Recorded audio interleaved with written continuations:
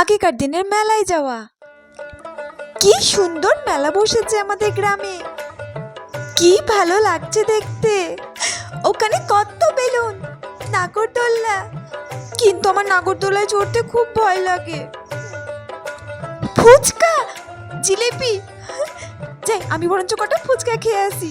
হ্যাঁ ও কাকু, 5 টাকায় কটা ফুচকা? 10টা ফুচকা মামনি। 10টা?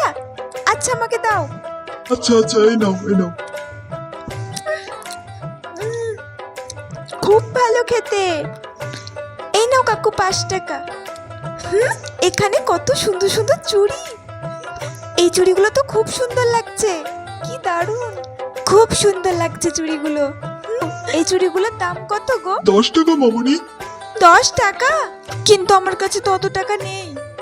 আমি তো ফুচকা খেয়ে নিয়েছি, আমার কাছে মাত্র 5 টাকা আছে।